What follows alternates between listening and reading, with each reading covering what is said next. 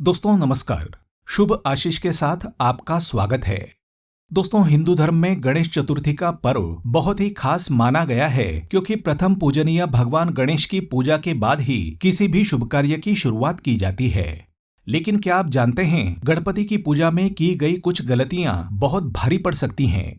कहते हैं कि भक्तों की पुकार पर भगवान गणेश दौड़े चले आते हैं और उनकी सारी समस्याओं को और कष्टों को हर लेते हैं, लेकिन एक गलती से आपको नुकसान भुगतना पड़ सकता है। ऐसा ना करने पर आपको धन दौलत से लेकर सेहत और शोहरत गंवानी पड़ सकती है। तो आज मैं आपको बताऊंगा गणेश पूजन संपूर्ण विधिवत तरीके से कैसे करें। बिना संस्कृत मंत्र बोले, बिना कोई स्तोत्र बोले आप विधि विधान से गणेश जी की पूजा इस तरीके से कर सकते हैं और गणेश जी को प्रसन्न कर सकते हैं। तो जिन लोगों के पास समय की कमी है या बड़ी पूजा करने की इच्छा नहीं है या फिर संस्कृत का ज्ञान नहीं है, ऐसा हर व्यक्ति इस पूजन विधि से लाभ उठा सकता है।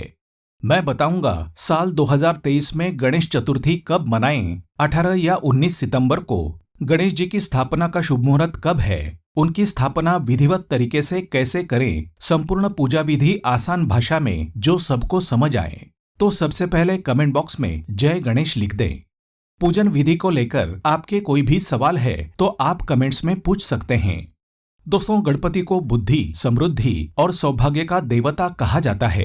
कहते हैं कि गणेश चतुर्थी के दिन भगवान गणेश 10 दिनों के लिए कैलाश पर्वत से धरती पर रहने आते हैं और इस दौरान यदि उनको प्रसन्न किया जाए तो वो अपने भक्तों को कभी निराश नहीं करते। इस साल गणेश चतुर्थी तिथि की शुरुआत 18 सितंबर को दोपहर 12:39 पर होगी और तिथि का समापन 19 सितंबर को दोपहर 1:43 पर होगा। मध्याह्न तिथि के अनुसार गणेश चतुर्थी 19 सितंबर दिन मंगलवार को मनाई जाएगी। इस दिन गणेश पूजा मुहूर्त सुबह 11:01 से दोपहर 1:28 तक है। वैसे ये त्योहार 10 दिनों तक चलता है और अनंत चतुर्दशी के दिन गणेश मूर्ति का विसर्जन किया जाता है। लेकिन परंपरानुसार कुछ लोग 1.5 दिन में तीसरे दिन, 5वें दिन या 7वें दिन भी गणेश मूर्ति का विसर्जन करते हैं। अगर आप इस साल अपने घर गणेश जी की स्थापना करना चाहते हैं तो नई मूर्ति ही खरीद कर लाएं। अगर आपके पास कोई पुरानी मूर्ति रखी है तो उसे विसर्जित कर दें। साथ ही इस बात का भी ख्याल रखें कि घर में गणेश जी की 2 मूर्तियां नहीं रखनी चाहिए। अब सबसे पहले तो जान लें कि गणेश पूजन हमेशा कुशा के आसन पर या लाल ऊनी आसन पर बैठकर ही करना चाहिए। कटे फटे या टूटे आसन पर या कपड़े या पत्थर के आसन पर बैठकर पूजन नहीं करना चाहिए। पूजन शुरू करने से पहले पूजा की सामग्री अपने पास ही रखें। शुद्ध जल किसी पवित्र बर्तन में भरकर रखें। हाथ पोंछने के लिए साफ कपड़ा भी अपने पास रखें। पहने हुए कपड़ों से हाथ नहीं पोंछने चाहिए। इस दिन आपको पूरे दिन उपवास करना जरूरी नहीं है, लेकिन पहले दिन का पहला पूजन समाप्त होने तक अन्न ग्रहण ना करें। आप फलाहार कर सकते हैं, दूध या चाय पी सकते हैं। पूजन के बाद भी जब तक गणेश जी आपके घर में स्थापित हैं, आप सात्विक भोजन ही बनाएं। तामसिक चीजों का इन दिनों में त्याग कर दें। नोट कर लें पूजन सामग्री। गणेश जी की मिट्टी की मूर्ति। बाईं ओर घूमी हुई सूंड वाले गणेश जी की ही स्थापना करनी चाहिए। बाईं ओर घूमी हुई सूंड वाले गणेश जी विघ्न विनाशक कहलाते हैं। साथ ही हल्दी, कुमकुम, अक्षत यानी अखंडित चावल, सुपारी, सिंदूर, गुलाल, अष्टगंध, जनेऊ का जोड़ा, कपास का वस्त्र, मौली, लौंग, इलायची, पान, दुर्वा, पंचमेवा, पंचामृत, गाय का दूध, दही, शहद, गाय का घी, शक्कर, गुड़, मोदक, फल, गंगाजल, फूल, माला, कलश, आम के पत्ते, गुलाब जल, इत्र, धूप बत्ती, दीपक बाती, सिक्का और नारियल। पूजन के दौरान बोले जाने वाले संस्कृत मंत्र आप आसान हिंदी में भी बोल सकते हैं, जो कि मैं बताऊंगा। पूजन के दौरान गणेश जी का जो भी मंत्र आपको आता हो उसका जाप मन में करते रहें। आप केवल ओम गम गणपतये नमः बोल सकते हैं। पूजन विधि बताने से पहले आप सभी से निवेदन है, इस वीडियो को लाइक करें, अपने दोस्तों रिश्तेदारों से साझा करें और ऐसे ही जानकारीपूर्ण वीडियो देखने के लिए हमारे चैनल को सब्सक्राइब करके बेल आइकन प्रेस करें। पूजन शुरू करने से पहले श्री गणेश की मूर्ति किसी चौकी पर नया लाल वस्त्र बिछाकर उस पर स्थापित करें। पूजा में गणेश जी के साथ माँ गौरी की भी स्थापना की जाती है। माता गौरी श्री गणेश की माँ है और जो लोग दोनों को प्रसन्न कर लेते हैं वे आसमान को छूते हैं। गौरी धन की दाता और रक्षक भी हैं, तो एक सुपारी में मौली लपेटकर उसे माता गौरी के रूप में स्थापित करें। गणेश जी की दाहिनी ओर उनकी माँ गौरी हो और बाएं तरफ गणेश जी हों। फिर दीपक पात्र में घी भरकर रुई की बत्ती रखें। दीपक जलाकर हाथ धो लें। अक्षत बिछाकर उस पर दीपक रखें। जब तक गणेश जी आपके घर में स्थापित हैं, तब तक उनके बाजू में ये अखंड दीपक जलते रहना चाहिए। जिस आसन पर बैठकर पूजन शुरू किया जाता है, उसकी पहले शुद्धि की जाती है। उसके साथ ही पूजन सामग्रियों को पवित्र करने के लिए अपने दाहिने हाथ में जलपात्र लेकर बाएं हाथ की हथेली में जल भर लें। फिर दाहिने हाथ की अनामिका उंगली और आसपास की उंगलियों से अपने आसन पर, अपने ऊपर और पूजन सामग्रियों पर जल छिड़कें। इसके बाद संकल्प लिया जाता है। संकल्प के लिए अपने बाएं हाथ में फूल, अक्षत, सुपारी और एक सिक्का लेकर उसमें एक आचमनी जल डालें। उस जल को हाथ में लेकर बोलें, गणेश चतुर्थी के इस शुभ समय में भाद्रपद शुक्ल पक्ष चतुर्थी के शुभ अवसर पर श्रीमन महागणपति देवता को प्रसन्न करने के लिए मैं पूजन करता हूँ। संकल्प बोलकर हाथ में ली सामग्री गणेश जी के सामने उनके चरणों में अर्पित करें और उस पर आचमनी से थोड़ा सा जल चढ़ा दें। इसके बाद मूर्ति में देवता की शक्ति आने के लिए गणेश जी का आवाहन किया जाता है और प्राण प्रतिष्ठा की जाती है। उसके लिए हाथ में अक्षत लें। फिर बोलें, हे गणपति महाराज, सिद्धि बुद्धि सहित पधार कर आप यहाँ प्रतिष्ठित हो जाइए। ऐसा बोलकर फिर मूर्ति पर अक्षत अर्पित करें। गणेश जी का ध्यान करते हुए उन्हें नमस्कार करें। फिर गणेश जी और गौरी जी के आसन हेतु एक पुष्प, दुर्वा और अक्षत उनके सामने अर्पित करें। अर्पित करते समय बोलें, हे देवताओं, आपके प्रतिष्ठा पूर्वक आसन के लिए मैं अक्षता अर्पण कर रहा हूँ। और फिर उन्हें नमस्कार करें। इसके बाद गणेश जी और गौरी जी का पाद प्रक्षालन किया जाता है, यानी उनके पैर धोए जाते हैं। तो आचमनी में थोड़ा सा जल लेकर गणेश जी और गौरी जी के सामने अर्पण करें। हमेशा बिल्कुल थोड़ा सा जल अर्पण करना चाहिए, करीब 1 बूंद जितना।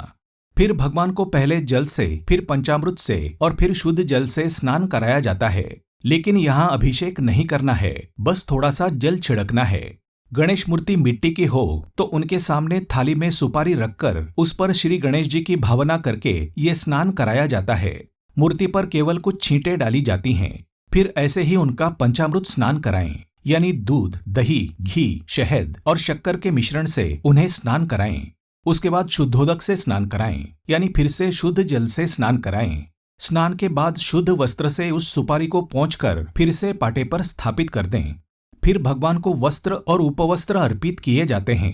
यहाँ कपास लेकर बाती जैसी छोटी सी गोल माला बनाकर अर्पित की जाती है। उस माला पर हल्दी कुमकुम लगाया जाता है। साथ ही गणेश जी को जनेऊ पहनाया जाता है। ये जनेऊ उनके बाएं कंधे के ऊपर और दाएं हाथ के नीचे आना चाहिए। इसके बाद भगवान को चंदन और सिंदूर लगाकर दुर्वा और लाल फूल चढ़ाकर पुष्पमाला पहनाएं। इसकी विधि भी सुन लें। ध्यान रहे कि गणेश जी को गुड़हल का लाल फूल विशेष रूप से प्रिय होता है। इसके अलावा चांदनी, चमेली या पारिजात के फूलों की माला बनाकर पहनाने से भी गणेश जी प्रसन्न होते हैं। गणेश जी के पूजन में कभी भी तुलसी नहीं चढ़ाई जाती और गणेश जी को रक्त चंदन यानी लाल चंदन ही अर्पित किया जाता है। तो चंदन अर्पित करते समय बोलें, ओम सिद्धि बुद्धि सहित महागणपति आपको नमस्कार है। ये चंदन आपको अर्पित है। अब चंदन लगाएं। फिर सिंदूर अर्पण करते समय बोलें, ओम सिद्धि बुद्धि सहित महागणपति आपको नमस्कार है। ये सिंदूर आपको अर्पित है। इसी तरह दुर्वांकुर अर्पित करते समय बोलें, ओम सिद्धि बुद्धि सहित महागणपति आपको नमस्कार है। दुर्वांकुर आपको अर्पित है। इसी तरह बोलते हुए आप गणेश जी को फूल और पुष्प माला भी अर्पण करें। अब गणेश जी को इत्र लगाएं। पूजन में मनमोहक सुगंध वाली धूपबत्ती ही जलानी चाहिए। गणेश जी को मोदक सर्वाधिक प्रिय है, इसलिए विभिन्न प्रकार के मोदक, अलग अलग मिठाइयाँ, गुड़ और ऋतुफल जैसे केला, सेब, चीकू आदि का नैवेद्य यथाशक्ति अर्पित करना चाहिए। फिर गणेश जी को लौंग इलायची रखकर तांबुल यानी पान का बीड़ा अर्पण करें। साथ ही एक नारियल और कुछ नकद दक्षिणा अर्पित करें। इसके बाद थाली में कपूर जलाकर उसके साथ घी में डूबी हुई 1, 3 या इससे अधिक बत्तियां जलाकर आरती करें। ध्यान रहे कि अखंड दीपक से आरती नहीं की जाती, इसके लिए अलग दीपक जलाया जाता है। आरती के बाद में हाथ में फूल या पंखुड़ियां लेकर ये बोलते हुए गणेश जी के चरणों में अर्पित करें।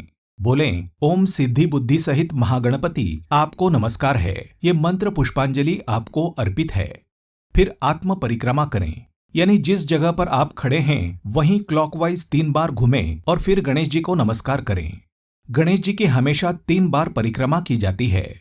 इसके बाद क्षमा प्रार्थना करें, यानी पूजन में जाने अनजाने में हुई गलती या आलस्य या विधि के जानकारी के अभाव में हुई गलती की भगवान से क्षमा मांग लें। पूजा के अंत में भगवान को साष्टांग दंडवत प्रणाम करना चाहिए और पूजन कर्म परमेश्वर को समर्पित करना चाहिए। तो पहले साष्टांग प्रणाम करें, बाद में हाथ में जल लेकर हाथ का जल थाली में छोड़ दें। इस समय बोले, मेरे हाथों हुए कम अथवा अधिक पूजन से सिद्धि बुद्धि सहित महागणपति संतुष्ट हों। इस पूजन पर उनका स्वत्व है, मेरा नहीं। अब आचमनी में थोड़ा सा जल लेकर अपने आसन के नीचे छोड़कर उस जल को अपने नेत्रों से लगाकर पूजा संपन्न करें। अब आपकी पूजा पूर्ण रूप से संपन्न हो गई। फिर भगवान का प्रसाद बांटकर खुद भी ग्रहण करें। कमेंट बॉक्स में अभी तक जय गणेश नहीं लिखा है तो तुरंत लिख दें। पूजन विधि को लेकर आपके कोई भी सवाल है तो आप कमेंट्स में पूछ सकते हैं। आने वाले गणेशोत्सव की आप सभी को बहुत बहुत शुभकामनाएं। आज के वीडियो में बस इतना ही। ऐसे ही और वीडियो देखने के लिए हमारे चैनल को सब्सक्राइब करके बेल आइकन प्रेस करें। धन्यवाद। शुभम भवतु।